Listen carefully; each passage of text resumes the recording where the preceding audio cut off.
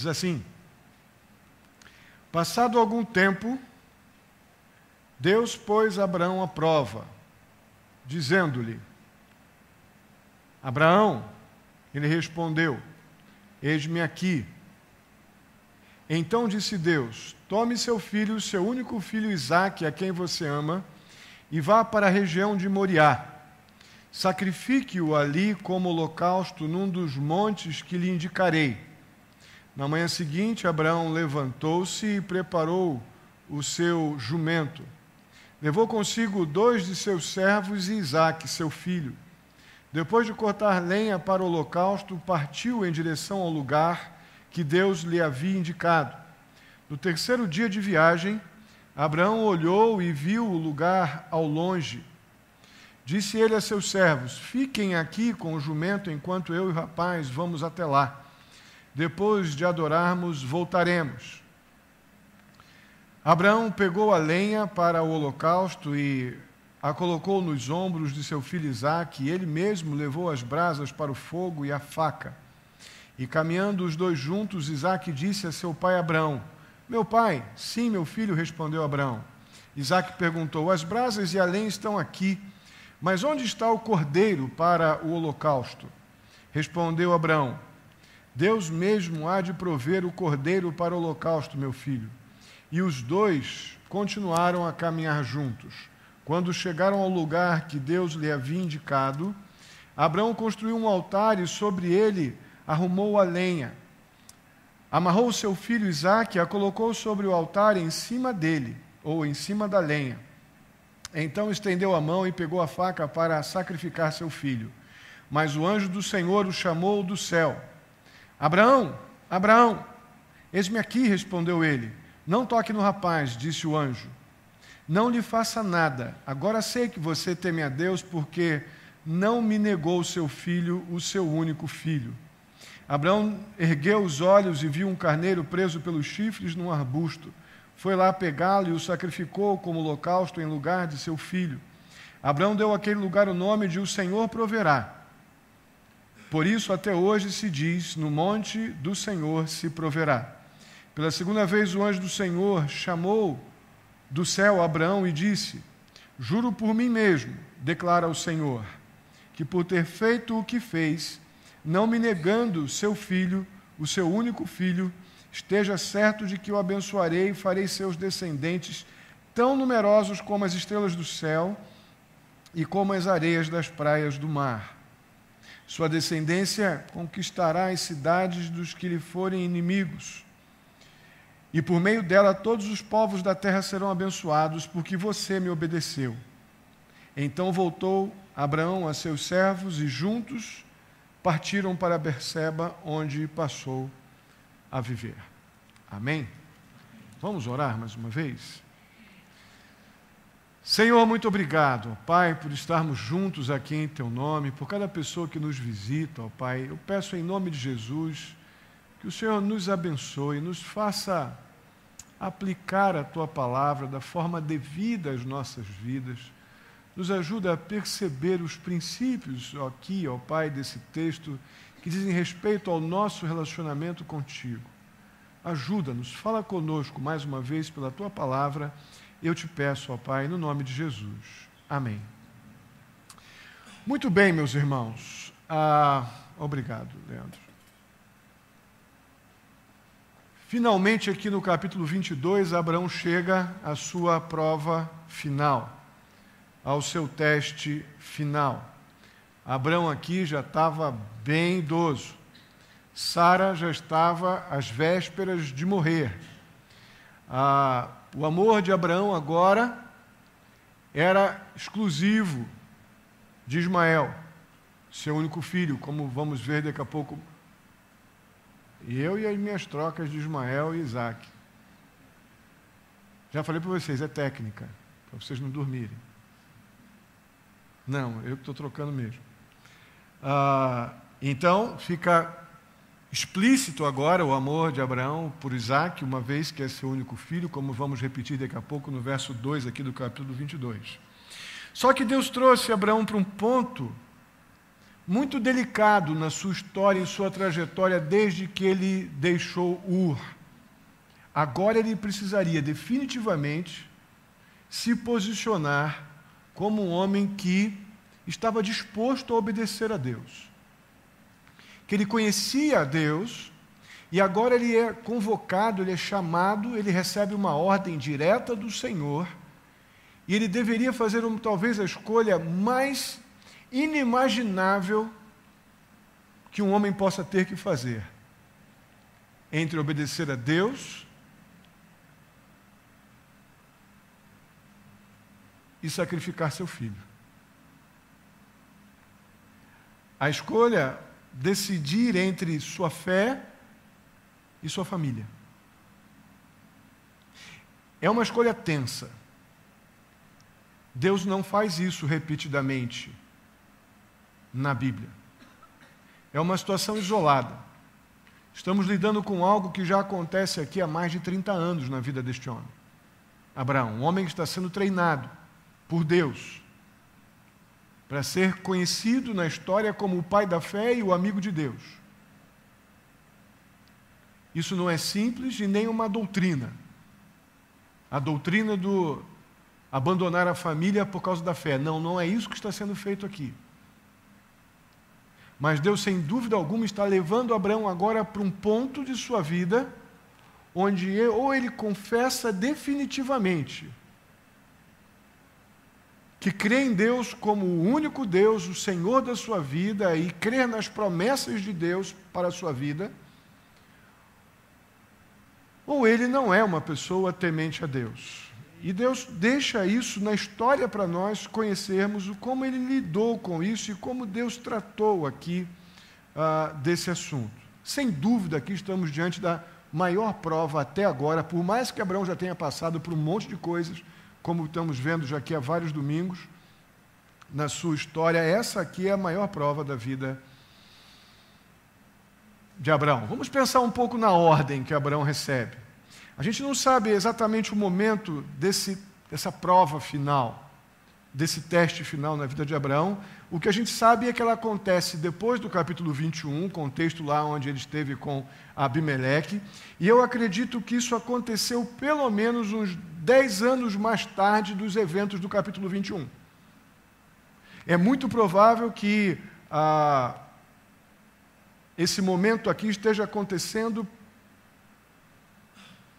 perto ou deixando Isaac aproximadamente com a mesma idade que tinha Ismael quando foi despedido no deserto. É provável aqui, então, como vimos, Ismael foi despedido pelo deserto com sua mãe Agar, com 14, 15 anos, e Isaac deveria ter uns 3 ou 4. Agora é muito provável que Isaac tenha 13, 14 anos. A mesma idade que tinha Ismael quando foi despedido ou enviado para o deserto. Agora, neste momento da sua vida, esse tempo de convivência de Abraão com Isaac deu tempo dele criar todo tipo de afeições que tinha com Ismael. Vocês lembram do apego que Abraão tinha com Ismael? Agora, com a ausência de Ismael, todo esse apego certamente foi transferido para Isaac, e o coração do pai, Abraão, o pai de Isaac, agora deveria estar bastante apertado. Tanto é que Isaac é chamado de seu único filho, o filho que Abraão amava. Aqui no verso 2 vemos isso. E essa ordem, ela pega Abraão provavelmente completamente desprevenido. Tome seu filho, seu único filho Isaque, a quem você ama, e vá para a região de Moriá, sacrifique-o ali como holocausto, num dos montes que lhe indicarei.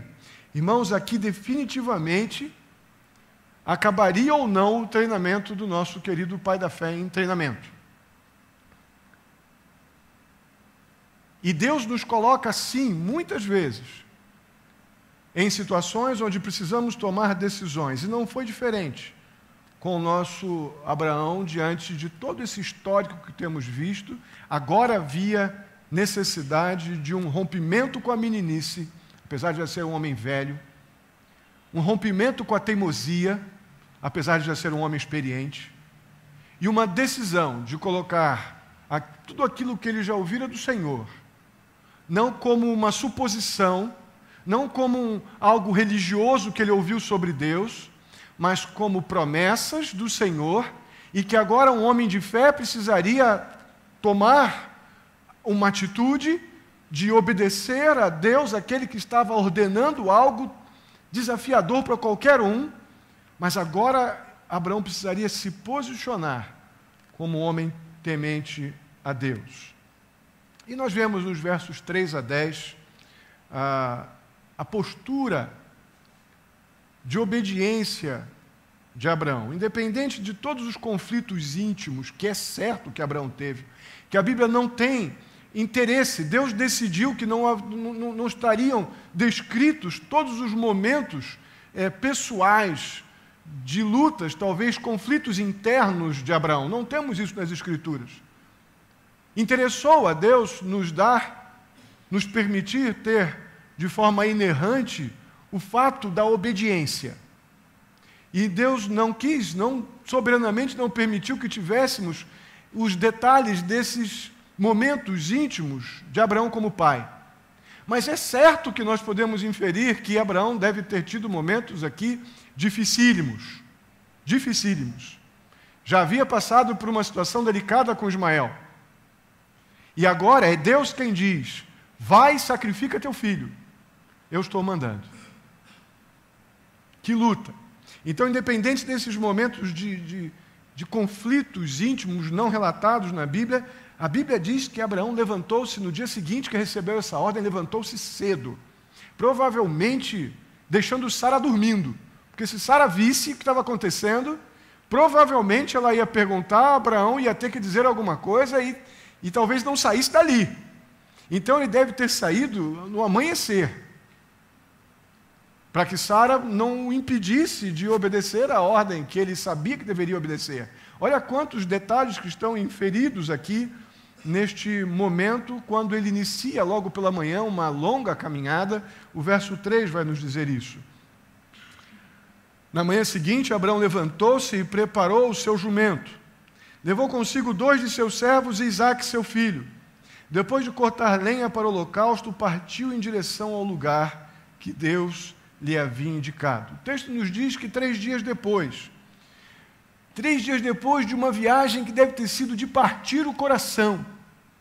Você imagina a quantidade de coisas que não deveriam estar passando na cabeça de Abraão como o pai de Isaque.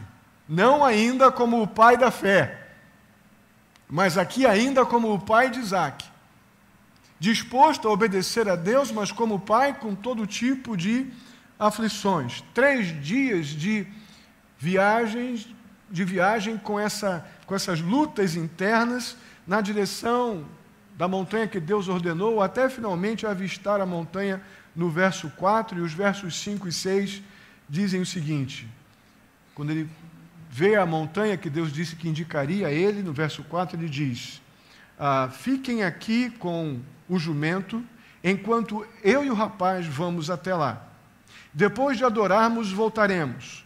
Abraão pegou a lenha para o holocausto e a colocou nos ombros de seu filho Isaque, e ele mesmo levou as brasas para o fogo e a faca, e caminharam os 2 juntos. Irmãos, no meio de uma grande angústia de alma, ou na alma de Abraão, que muito provavelmente estava acontecendo, Abraão amava seu filho, mas agora eu quero que você pense comigo, vá tentando interagir com essas informações. Abraão já conhece Deus o suficiente para saber que Deus cumpre suas promessas. Nós também. A maioria de nós já tem conhecimento de Deus o suficiente para não questionarmos Deus em suas ordens, para obedecermos não porque entendemos o que Deus disse, mas para obedecermos porque é Deus quem está dizendo. Não para questionar o tipo de ordem que estamos recebendo, mas para nos submetermos porque esta ordem vem de Deus. E neste relacionamento, o falível sou eu. O infalível e soberano é Deus. O rei que deve ser adorado e honrado é Deus. O adorador e o servo sou eu. Eu creio que tudo isso agora começa a transitar na mente de Abraão, no mesmo momento onde ele, como pai e pecador, ser humano como nós, vai na direção daquela montanha disposto a render-se obedientemente a Deus, mas com as inquietações na sua alma seguramente lhe afligindo. No meio dessa grande turbilhão de emoções e de desejo de obedecer ao Senhor, há uma declaração nesse texto sensacional, que está no verso 5, que diz assim: fiquem aqui com o jumento, enquanto eu e o rapaz vamos lá, vamos até lá. Depois de adorarmos, o que diz? Voltaremos. Tinha que estar vermelhinho a linha de baixo. Depois de adorarmos, voltaremos. Irmãos, eu não creio que essas palavras foram ditas da boca para fora. Ele subiu aquele monte para sacrificar Isaque. Ele não subiu aquele monte para fazer uma pegadinha com Deus ou achando que Deus estava fazendo uma pegadinha com ele. Com todos esses conflitos internos que provavelmente estavam passando no coração de Abraão como pai de Isaque. Ele agora começa a recordar do Deus que se revelou a ele de forma carinhosa e paciente durante toda a sua trajetória desde Ur. Ele começa a recordar de uma série de situações onde Deus teve muita paciência, onde Deus o treinou, onde Deus o ensinou, onde a correção e a disciplina foram ferramentas na mão de Deus para que ele se tornasse um homem, que ele amadurecesse, fosse um homem obediente, e que nos desse hoje referência de temor e obediência, não sem passar por todos aqueles momentos de pecado, de decisões horrorosas que aquele homem tomou, e consequências dramáticas que ele sofreu. Não vale a pena desobedecer. Não vale a pena. O sofrimento que nós causamos em nós e nos outros ao nosso redor, quando decidimos desobedecer aquilo que sabemos que devemos obedecer, é duro para Deus como Pai, é duro para nós como filhos e servos, e é duro para as pessoas que estão ao nosso redor, que não adianta, irmãos, não tem como uma granada, quando explode, uma granada ofensiva, ou melhor, defensiva, quando ela explode, ela atinge um raio. Se ela matasse só a pessoa que estava segurando ela e soltou lá o martelinho que destrava a granada, se atingisse somente ele, estava tudo bem se o cara fosse suicidamente, tirasse o grampo de segurança, largasse a trava e a granada explodisse com seus estilhaços lá, e atingisse só ele, tudo bem. Mas jamais isso acontece com uma granada defensiva, porque ela tem uma luva de estilhaçamento cheia de pedacinhos de chumbo, que ela alcança um raio de até 15 metros de circunferência, de diâmetro, atinge com poder de destruição. Isso vai um pouco mais longe, vai até 20, mas com poder de destruição nos 15 metros, metros de diâmetro, né, no raio de 15 metros. Pecado também. Não vamos conseguir pecar e não afetar as pessoas que estão ao nosso redor. Não vamos conseguir desobedecer ao Senhor deliberadamente e ficar somente nós ficarmos somente nós com as consequências do pecado. Nunca vai ser assim. Sempre vamos ferir os outros também. Ferimos a Deus com desobediência, ferimos a nós e ferimos os outros. Pessoas que amamos. Não foi diferente com Abraão. Não pense que Abraão se deu bem. Abraão se deu muito mal. Poderia esse processo de treinamento e aprendizado poderia ter sido bem mais curto, com muito menos sofrimento para Abraão e para as pessoas que Abraão amava. Ainda assim, Deus permaneceu fiel a Ele mesmo, levando Abraão ao ponto que Deus decidiu que levaria. E agora chegamos então nesse momento incrível, que parece que Abraão está descendo dos pés de Deus. Lembra aquela figura que eu botei há um tempo atrás? Dos pezinhos em cima, pezinhos de criança andando em cima de outros pés. Eu coloquei lá que estava o processo de amadurecimento, estava indo, estava crescendo. Agora parece que Abraão desceu do pé de Deus e está começando a andar com Deus. E ele afirma, quando confrontado pelos seus servos, né? Fiquem aqui com o jumento, enquanto eu e o rapaz vamos até lá, depois de adorarmos, voltaremos. Eu creio realmente que nosso querido Abraão, ele não está dizendo essas palavras aqui à toa, elas realmente refletiam uma segurança, uma confiança interna no coração dele, muito profunda em Deus e nas promessas de Deus que ele conhecia. Deus havia ordenado o sacrifício de Isaque, esse Deus que havia dado esta ordem tão dura, também tinha prometido produzir uma descendência muito grande, na verdade, uma nação por meio de Isaque. Agora eu creio que Abraão realmente passou a crer nisso. Neste momento aqui, eu creio que Abraão passou a confiar naquelas promessas que Deus fez, nas alianças que Deus já viu, ou na aliança que Deus já havia feito com ele, lá desde o capítulo 12, depois no 17, depois no 21, e veio à cabeça de Abraão nesse processo uma série, talvez, de questionamentos, como é que os dois poderiam continuar sozinhos, subindo aquela montanha, para um sacrifício onde deveria ter um carneiro. Isso começou a afligir provavelmente também Isaque,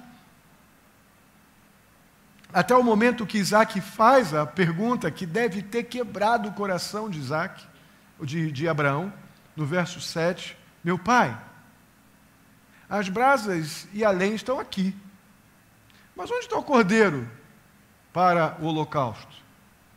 A resposta de Abraão foi dolorosamente e ao mesmo tempo deliberadamente imprecisa, mas foi carregada de esperança.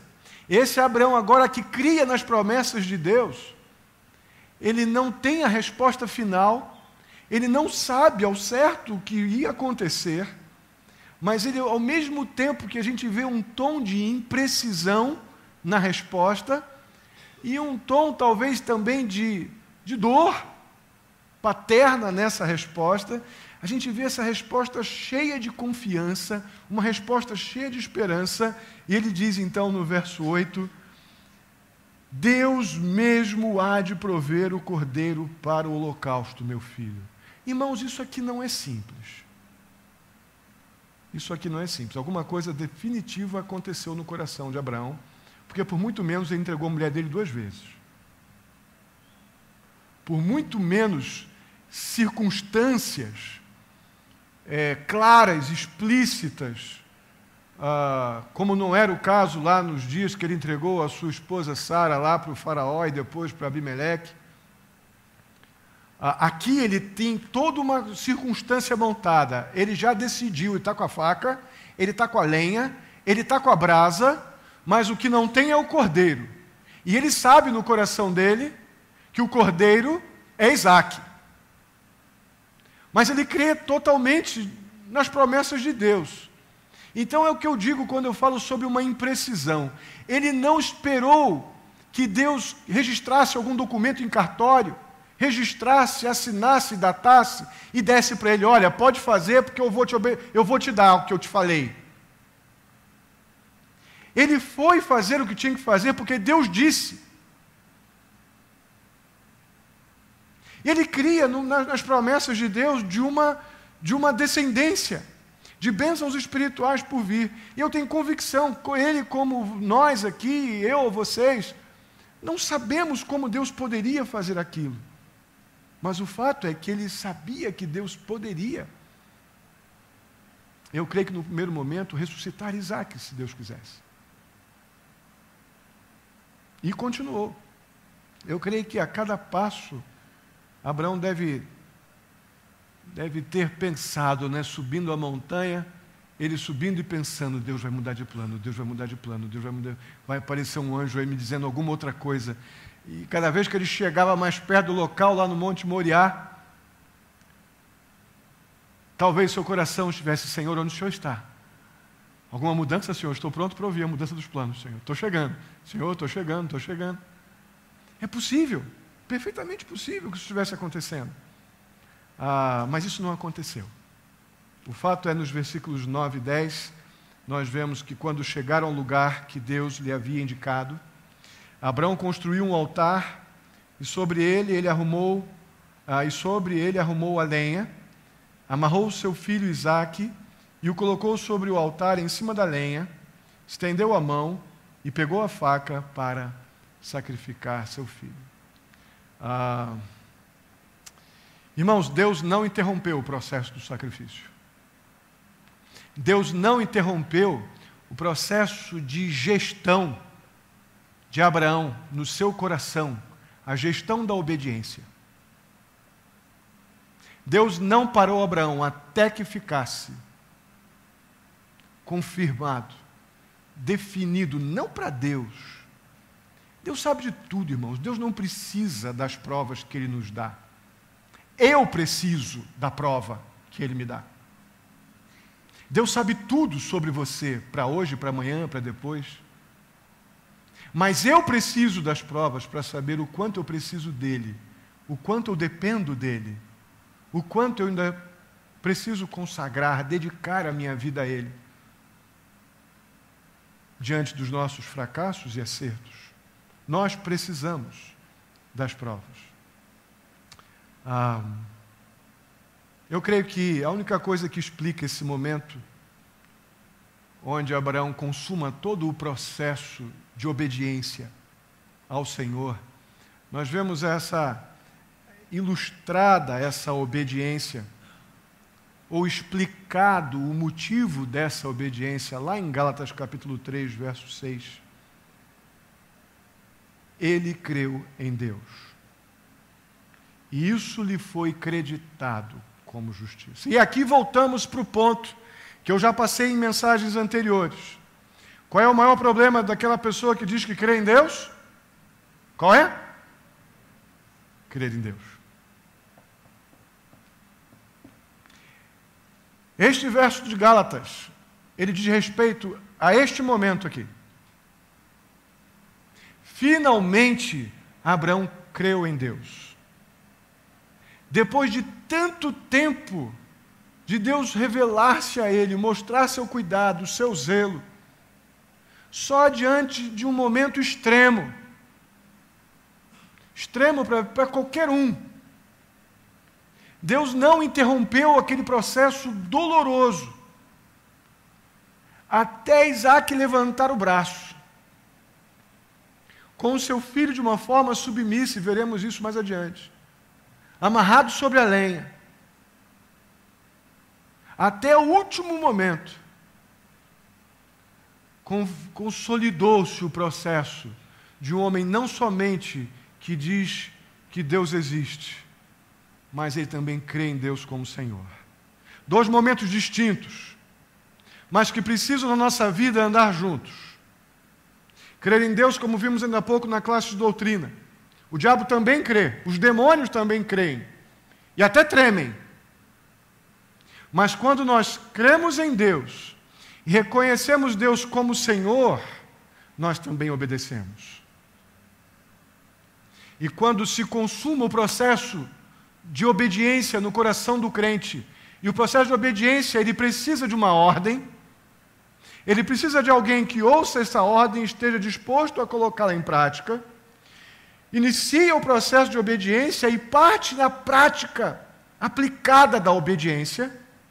E aí, o que Deus vai fazer depois, não é problema meu.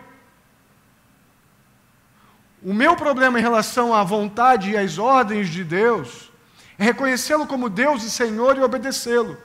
O que Deus fará com a minha obediência não é mais problema meu. O meu papel como servo é obedecer. E a de Deus como Senhor é ordenar. E sabemos que Ele faz isso cheio de amor e justiça. Geralmente somos lentos para obedecer, porque ou exigimos de Deus algum tipo de troca. Senhor, eu agora já fiz, o Senhor vai me dar nada não? Eu fiz, agora o Senhor me dá. Esse tipo de obediência não interessa a Deus. É sacrifício inútil. A obediência que entrega a Deus é aquela que eu estou obedecendo porque o Senhor é o Deus sobre a minha vida e eu sou o alvo do teu amor e da tua justiça. O Senhor é o rei e eu sou o servo. O Senhor é o ser que deve ser adorado e eu sou o adorador. Então por isso eu me sujeito ao Senhor.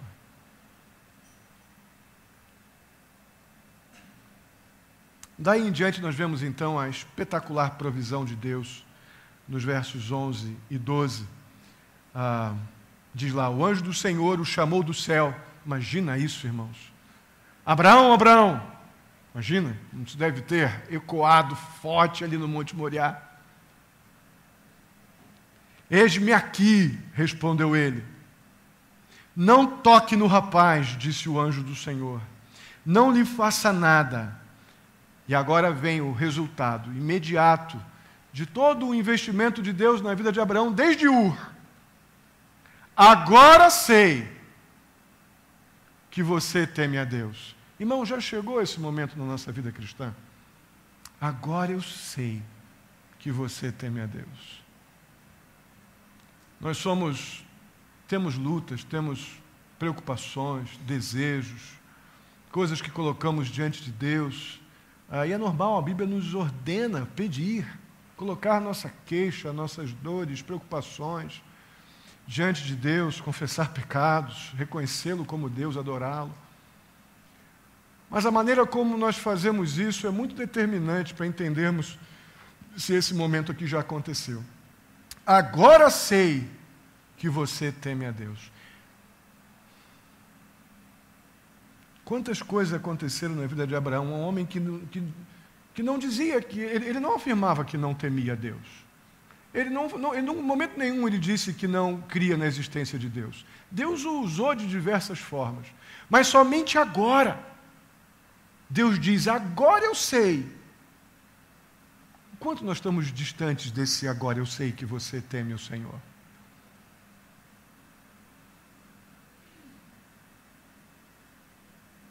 Porque não me negou o seu filho, o seu único filho. Irmãos, o que nós não entregamos a Deus ainda que nos impede de ter um agora eu sei?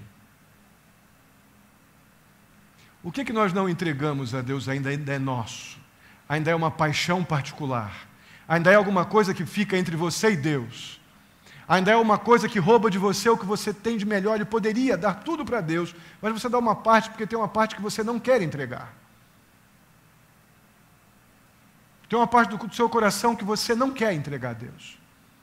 Tem paixões secretas, tem desejos secretos, tem pecados de estimação, e você não quer entregar a Deus.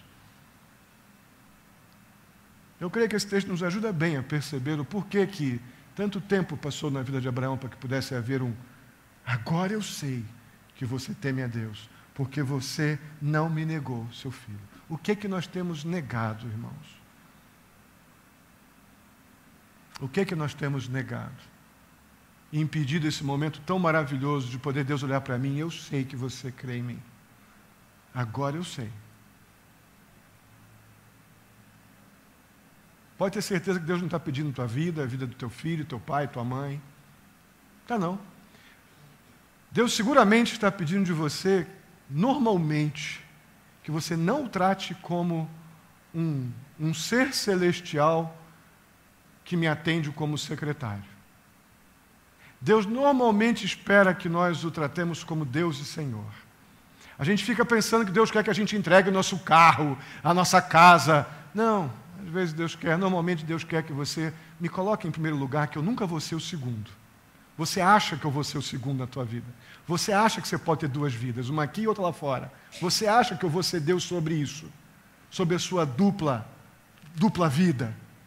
Eu não sou Deus sobre isso. Ou eu sou Deus sobre você, ou não vou ser Deus sobre as tuas versões de você. que está faltando a gente entregar a Deus? Para que o Senhor possa dizer então, agora eu sei que você teme a Deus.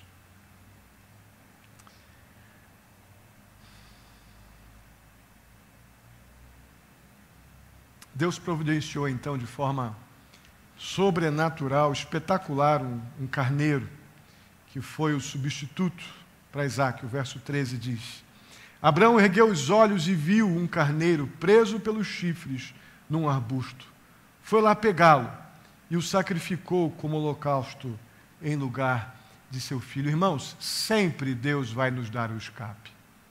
Sempre Deus vai nos dar o escape. Texto que a gente tem batido insistentemente, 1 Coríntios 13, 7, né? 13, 10. Acha para mim, por favor. Não seremos provados além ou tentados além do que possamos suportar. Antes Deus nos dará o escape. Aqui foi um cordeiro. O escape para os nossos enganos, sem dúvida alguma, é a consolação do Espírito Santo quando dizemos não. 1 Coríntios 10, 13. 1 Coríntios 10, 13. Não nos veio tentação que não fosse humana, antes Deus nos dá o escape. Eu creio que o grande livramento que Deus nos provê para Abraão foi um cordeiro ou um carneiro amarrado num arbusto. Eu creio que para nós é a consolação do Espírito Santo para dizermos não para as paixões enganosas, não para o nosso coração carnal, para as carnalidades do nosso coração, para nossas decisões enganosas que nos colocam contra a vontade de Deus que nós conhecemos. Irmãos, eu digo para você com toda a convicção, no momento que você aprender a dizer não para o seu coração, a capacitação que vem do Espírito de Deus com consolo é algo tão especial que esse não se transforma num gesto de consagração, de devoção, de crescimento espiritual, de maturidade. Mas enquanto este não sai da nossa boca, existe alguma coisa entre você e Deus. E o nome disso é idolatria. E Deus não tem prazer nenhum no idólatra. Interessa quantos anos de crente você tem. Se há algum tipo de idolatria, você não está dizendo não para aquilo que tem que dizer não, você ainda está faltando um pouquinho no processo de ser alguém que realmente creu em Deus. Isso não é simples, não. Mas é perfeitamente possível para aquele que crê. Eu acredito, francamente, que a maior dificuldade de Abraão durante o treinamento para pai da fé, finalmente aqui foi superado. É aqui, esse foi o grande desafio. Quando ele realmente declara no versículo 14 o que até então não tinha acontecido. Abraão deu àquele lugar o nome de... Irmãos, nos falta isso em nossa vida. A gente acredita que dando não para alguma coisa que nós até queremos muito, nossa carne está apaixonada por aquele desejo enganoso. Uma coisa que pode até para o mundo inteiro parecer perfeitinha, bonitinha, arrumadinha. Mas nós sabemos que nos coloca numa beira de um abismo que eu, como crente no Senhor Jesus, tenho discernimento espiritual que não devo andar.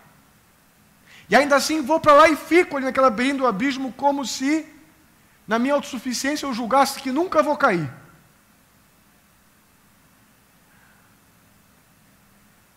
Porque eu quero paquerar. Da beira do abismo eu vejo as luzes da cidade. Da beira do abismo eu vejo lá o circo, eu vejo o som, eu vejo a música, eu vejo o estardalhaço, eu vejo as coisas que me atraem e que me acalmam a minha ansiedade. E eu sou crente, eu vou andar na beira do abismo porque dá. Abraão fez isso um monte de vezes. E várias vezes o abismo à beira do precipício desbarrancou. Agora, finalmente, ele disse não para a autossuficiência dele e levou o Isaque para o sacrifício. Ele conheceu o Senhor e aprendeu que esse não, atrelado a esse não para as nossas paixões, vem toda a provisão de Deus, vem toda a capacitação. Ele experimentou a realidade dos cuidados do Senhor e disse: o Senhor proverá. Abraão deu àquele lugar o nome daquilo que ele abriu mão durante toda essa jornada que passou para trás. Ele deixou de crer que Deus poderia prover para livrá-lo da morte, porque sua mulher era linda. Ele deixou de crer que Deus poderia lhe dar água quando ele tolamente deixou a região ali, quando chegou, saindo de Harã e chegou nas terras de Canaã, tiveram necessidade de água, ficou com medo e desceu ao Egito, sem precisar, e passou todo aquele aperto com o faraó. Ele deixou de crer que Deus proveria. Todos os sufocos que Abraão passou, porque ele deixou de crer que Deus proveria, que Deus era Senhor da sua vida e da sua história. A sua autossuficiência se colocou no lugar da provisão de Deus. Agora ele aprendeu. Finalmente, ele aprendeu. E chamou aquele lugar de o Senhor proverá. Por isso, até hoje se diz, no monte do Senhor se proverá. E aí vem a promessa, Deus renova a sua aliança nos versos 16 a 18.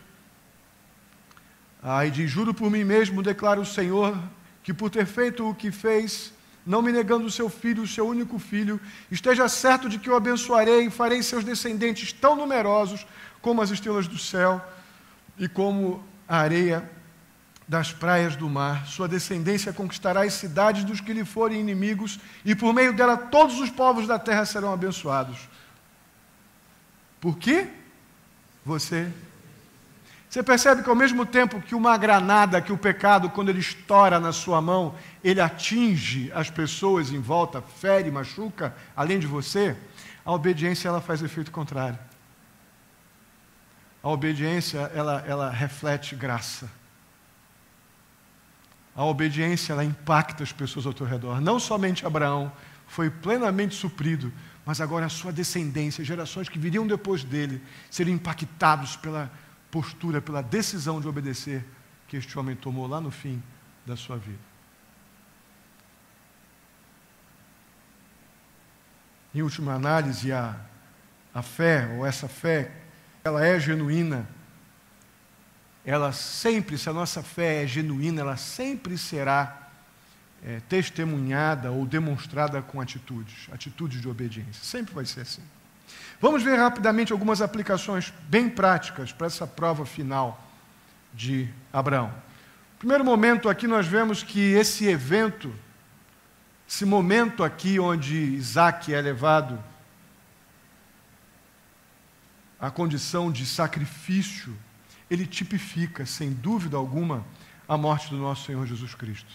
Lá atrás, lá nos dias de Abraão, já vemos um tipo daquilo que aconteceria lá na frente com o Senhor Jesus Cristo. Eu creio que Abraão aqui, representativamente, prefigura a pessoa de Deus como Pai, que por amor à humanidade, ao ser humano, ele deu o seu único filho como sacrifício por pecadores. Não tenho dúvida que esse texto tipifica o que aconteceu lá em João 3,16. Sem menor temor. Isaac, sem dúvida alguma, é um tipo de Cristo. Por quê? Nós não vemos Isaac esperneando, brigando para ser amarrado naquele monte de lenha. O texto não nos dá nenhuma possibilidade de crer que não foi como um cordeiro mansamente para o sacrifício, Isaac. Tipifica perfeitamente a pessoa de Cristo. Você imagina Abraão pegando um garoto de 14, 15 anos e tentando amarrá-lo? Um menino acostumado no deserto, criado, não devia ser fraquinho, devia ser fortinho. Aquele menino foi, sentou no altar e obedeceu. Pai, me amarra. O senhor está dizendo que é para amarrar? Vamos lá, amarra. Isso tipifica perfeitamente esse momento onde Cristo se submete plenamente à vontade de Deus. E foram 3 dias a partir do momento que Abraão partiu para sacrificar seu filho até o momento quando eles desceram juntos. 3 dias. Te lembra alguma coisa? Há um tipo muito especial aqui. Sabemos que depois de 3 dias, nosso Senhor Jesus Cristo ressuscitou dentre os mortos. Olha quanta figura, quanta tipificação espetacular, e como a Bíblia não se anula. Como vemos integradas as verdades do Antigo Testamento, as gloriosas verdades do Novo Testamento. Como a palavra de Deus é rica, como Deus é bondoso em nos permitir nos relacionar com verdades bíblicas tão profundamente interligadas, fruto de uma vontade soberana de Deus em revelar-se a nós de maneira tão cuidadosa. No segundo momento, vemos nesse texto a importância da obediência para o crente. Irmãos, isso é tão importante, tão sério. Eu creio plenamente que foi porque Abraão obedeceu a Deus que todas as bênçãos prometidas foram confirmadas, sim. Vemos isso aqui no clímax dessa passagem, nos versos 15 a 18, quando Deus renova sua aliança. Tudo isso se cumpriu pela obediência. Nós queremos muitas vezes crédito, que as pessoas acreditem em nós, que as pessoas ouçam o que nós falamos, mas nós não temos um modelo de obediência que dê credibilidade ao que falamos e somos. Queremos que as pessoas venham a Cristo pelo nosso testemunho, mas não são poucas vezes que nossa palavra, ou nossas atitudes, melhor dizendo, não tem crédito, não dão crédito ao que falamos. Falta obediência. E foi a obediência que creditou a justiça de Deus sobre Abraão.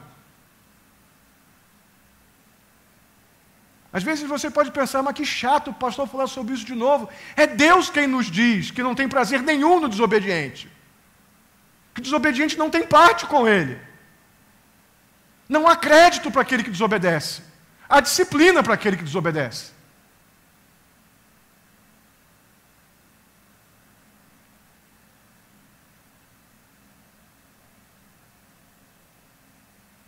Uma outra verdade prática que vemos nesse texto.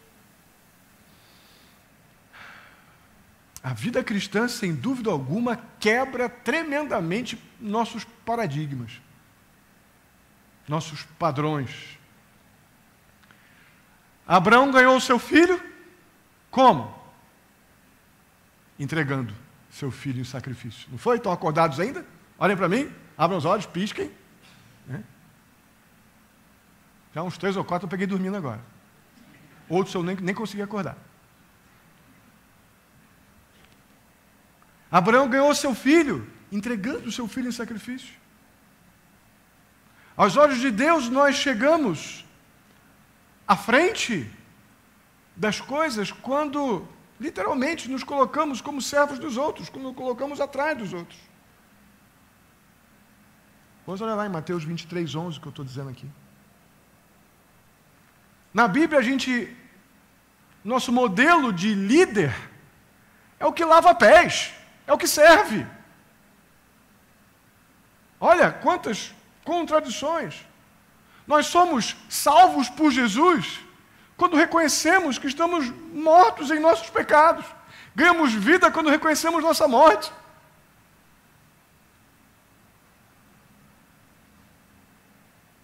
Definitivamente, irmãos, os caminhos de Deus não são os caminhos dos homens. E a gente quer muitas vezes botar Deus dentro de um cabrestinho, de uma ordem nossa, humana.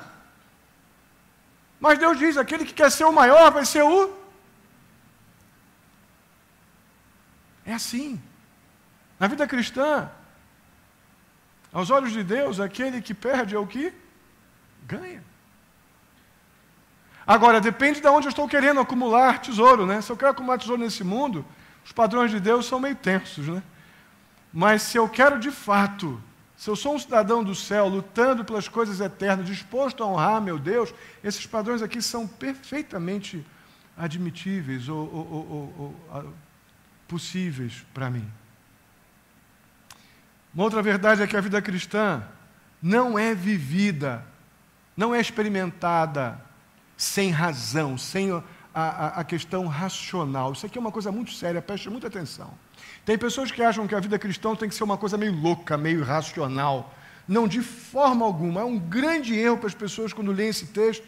Dizem que Deus nos prova, nos ordenando a fazer coisas assim bem racionais, irracionais, como o caso de Abraão. Olha o que Deus mandou, coisa louca, né? Mandou Abraão sacrificar Isaac, uma coisa tão louca. Deus nos prova assim. E é um perigo muito grande em se pensar que tudo, então, que Deus sempre vai nos provar, nos dando assim coisas bem loucas para fazer, bem irracionais, bem sem sentido.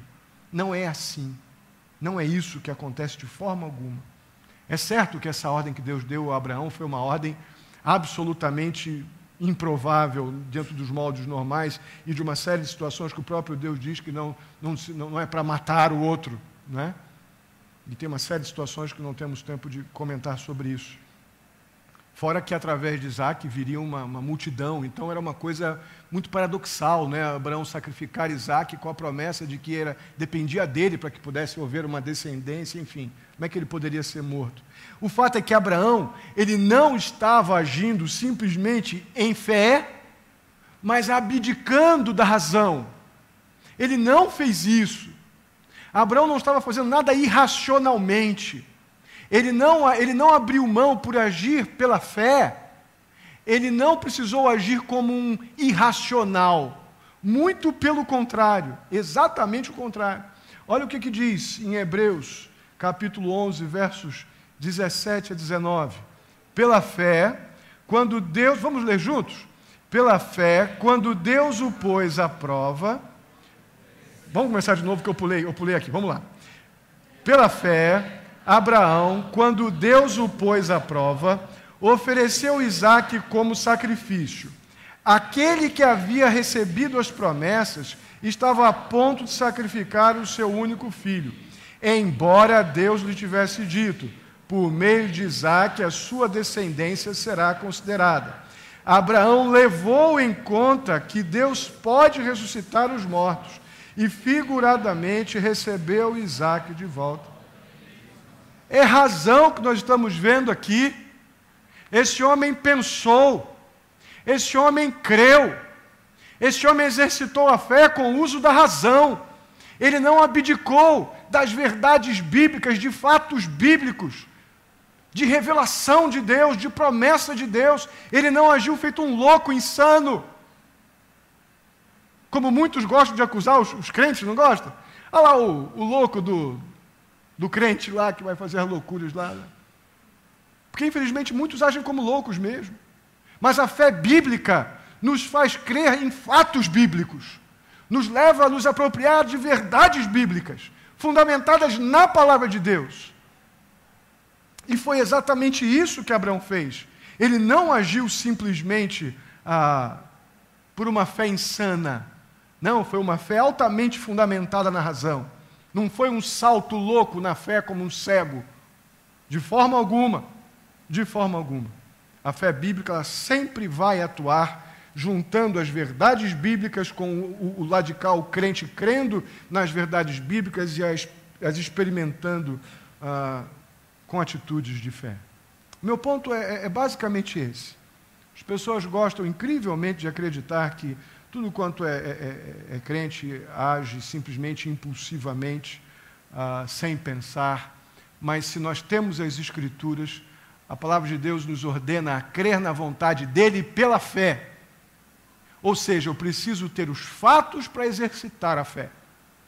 Se eu ajo feito um louco desvairado numa fé cega e suicida, é porque eu tenho preguiça de ir para as Escrituras para conhecer o poder de Deus. Mas se eu ajo pela palavra de Deus, eu atuo pela fé sim e cumpro os propósitos de Deus para a minha vida, agindo pela fé na palavra dEle. Foi isso que Abraão fez.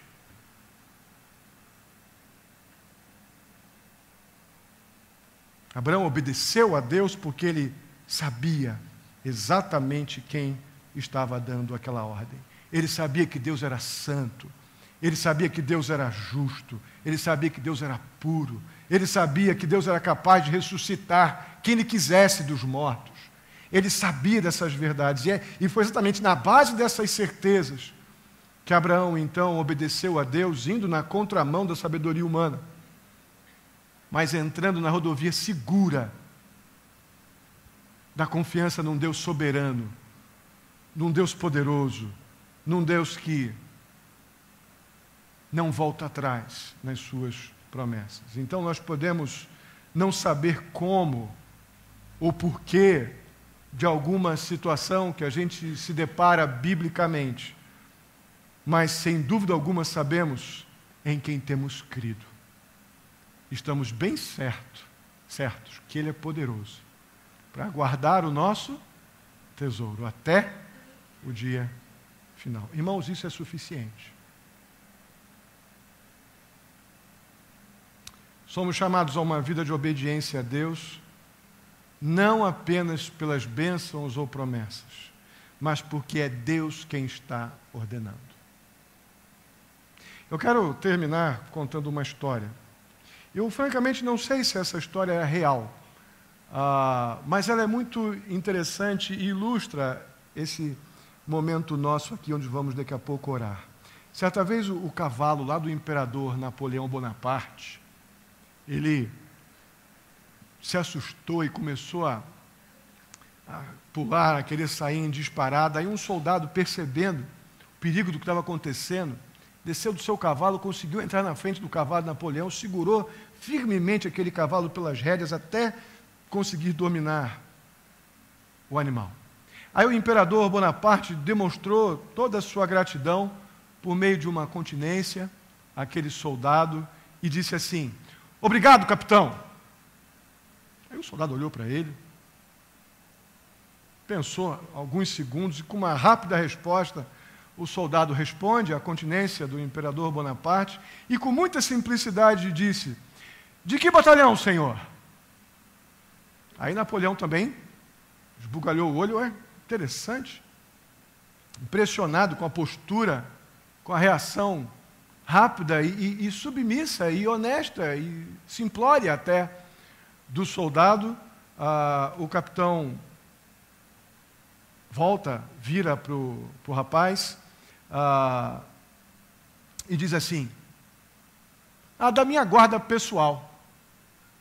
O soldado monta no seu cavalo e imediatamente vai na direção da guarda imperial do Napoleão e chega lá convicto, para na frente de todos os guardas da guarda imperial do Napoleão e diz: "Atenção, eu sou o novo comandante da guarda." Aí o comandante, então, da guarda, volta, vai até ele: "Ô, meu jovem, quem te dá essa moral toda? Por ordem de quem que você está aqui com essa moral toda?" E ele, muito tranquilamente, aponta para o imperador e diz assim: "Dele, imperador Bonaparte." E simplesmente a história diz que ele assumiu a posição de comandante da guarda. A história pode ser até fictícia, mas nos falta a atitude desse soldado. Por que você está fazendo o que está fazendo? Porque ele mandou. Nós ficamos conjecturando demais, questionamos demais, queremos raios e trovões quando está aqui, obediência pela fé, a vontade revelada de Deus, nos aproxima da sua graça, da sua...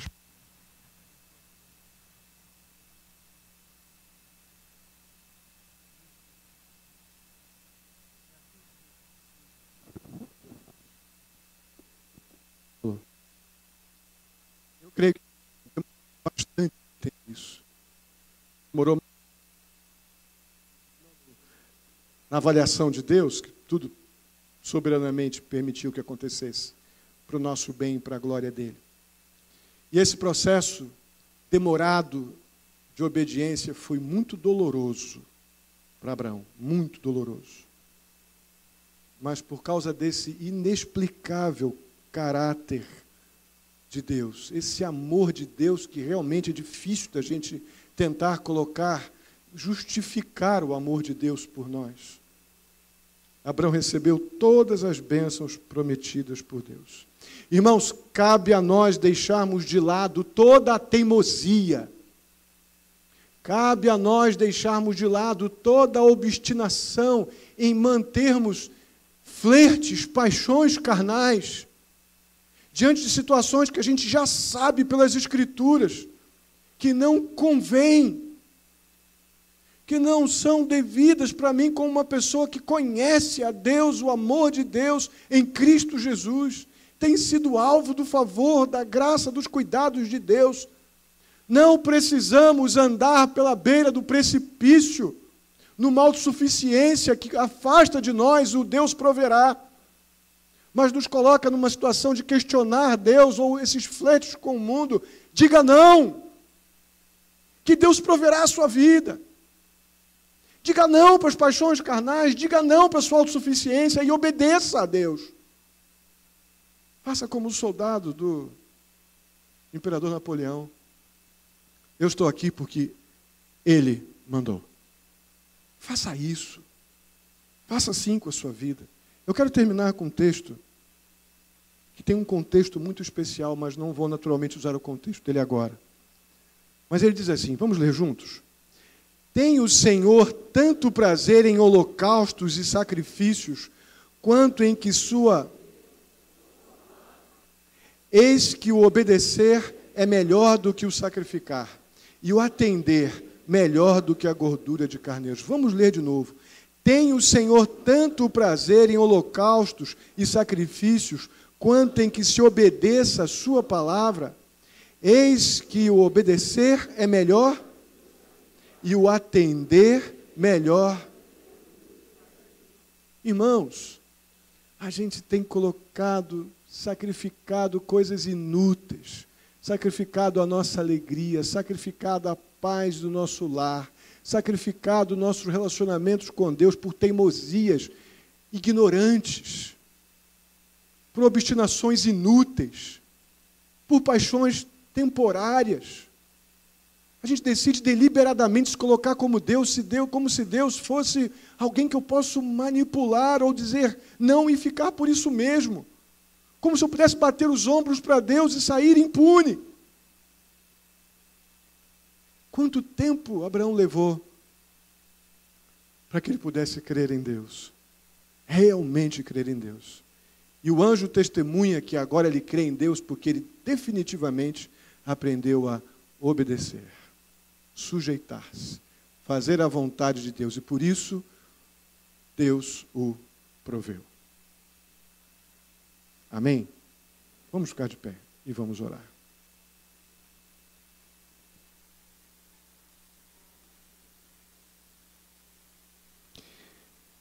Querido Deus, muito, muito obrigado